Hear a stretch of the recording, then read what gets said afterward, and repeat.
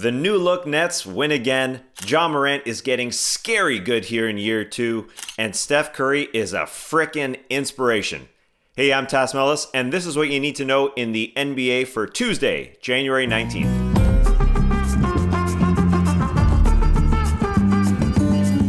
We are honest here on what you need to know. And in all honesty, the league's nationally televised games have not been that good this season. And that's got to be a little concerning for the league, especially with their League Pass setup that's currently constructed and all that. But on Monday, the MLK Day triple header was phenomenal. It was spicy. So let's get into it. Bucks, Nets. It looked like both these teams really wanted this Eastern Conference tilt. They're playing their starters heavy minutes. You had Kevin Durant getting into DeAndre Jordan's face when he got a stop. Yeah, come on, baby. We need you, big man. They definitely do need him.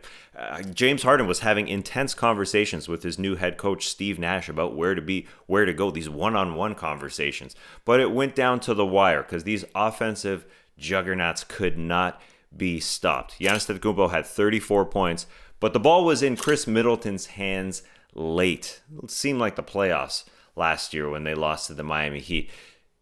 Middleton was beating Kevin Durant over and over and over again. They're asking Kevin Durant to do a lot defensively. Guard the wings, guard the bigs, and all that. But Middleton missed one shot when DeAndre Jordan finally pushed up on a pick and roll, and Durant hit one more shot than Middleton did. The ball in Durant's hands after an offensive rebound from James Harden, of all people. Yes, he's in shape. He played 41 minutes, more than anybody in the NBA, in this game, I should say.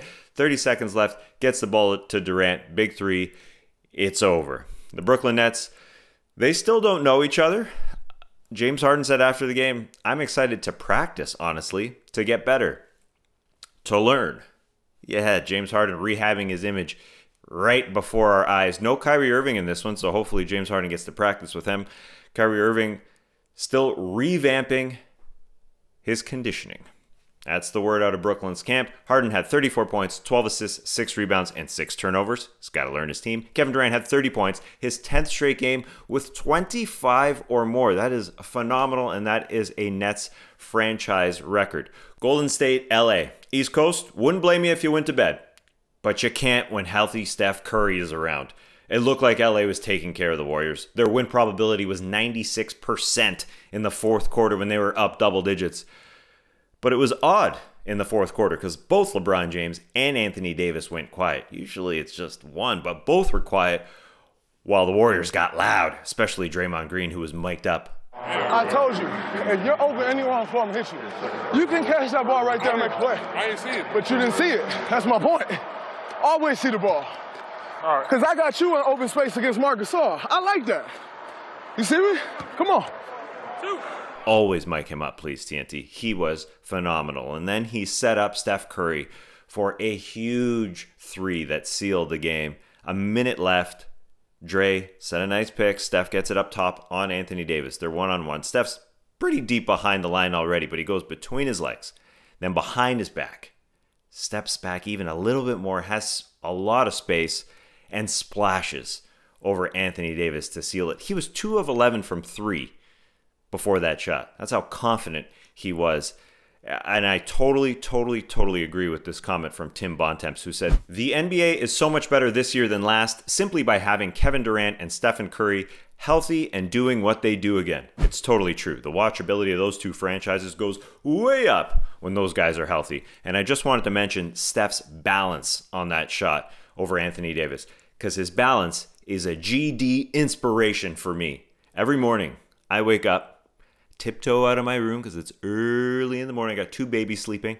I lift my leg over the baby gate, and then I lift my other leg over the baby gate. Sometimes I rattle it a little bit. Sometimes there's a little creak in the stairs. But Steph's balance is an inspiration for me. I'm going to get better at walking over that gate, climbing over that gate. So thank you, Steph. Thank you so much for that.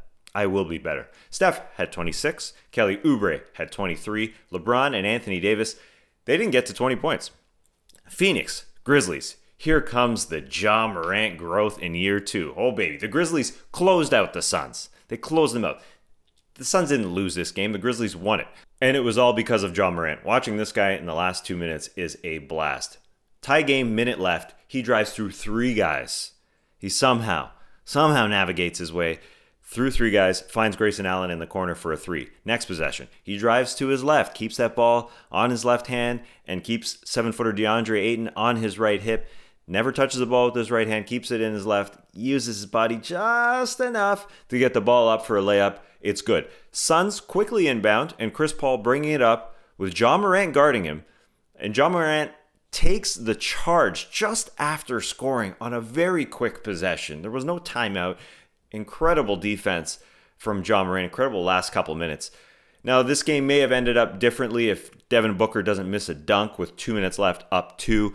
I'm sure you will see it later this week in our Whoopsies segment. Booker, rough night, 5 of 21, 12 points. Phoenix was outscored 14-6 in the last 2:30. Quick note, heartwarming note for the Grizzlies, because Jonas Valanciunas was unavailable, rookie Xavier Tillman made his first NBA start out of Michigan State. And Tillman said, quote, "Me and my wife were in the car geeked and screaming, 'No way this is happening.' When coach told me, I was kind of ready for it." Great little moment there for Xavier Tillman. Congrats to him.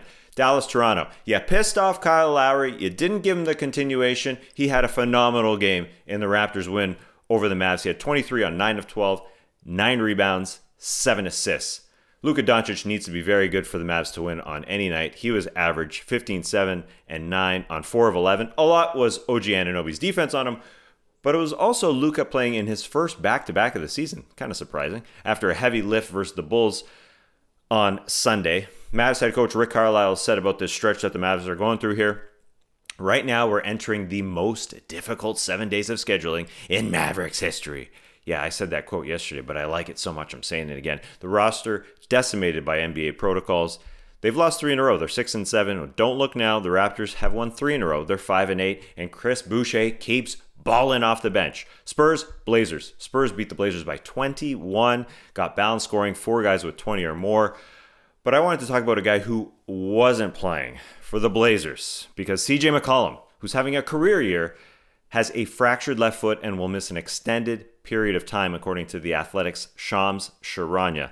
This is year 8 for CJ McCollum. He changed his shot distribution. First time in his career, more than half of his attempts are three-point shots. 11 per game from outside the arc for him. Only Steph Curry shoots more, and McCollum is making them. He leads the league in made threes and shooting a career-high 44% from out there, 9th in scoring in the NBA at nearly 27 points per game, and he masks what the Blazers aren't able to do defensively. So the Blazers are in for it with this injury news here from Shams Charania. Dame had 35. Rodney Hood got his first start and had 21 points in McCollum's absence, but they still lose. As is my fantasy team, it's going to lose very, very badly. The Knicks beat the Magic. Magic have lost 6 in a row. The Hawks beat the Wolves. You don't need to know anything about that game. And Victor Oladipo made his debut for the Houston Rockets. It was a good one. He had 32. Christian Wood, his teammate, added 30. But the Bulls were too much for the Rockets. Zach LaVine had 33. I'm done. Gonna go do some yoga. No, I'm not. Make sure you check out the full No Dunks episode for Tuesday. I will be back to give you the news as fast as I possibly can tomorrow. I'll see you then.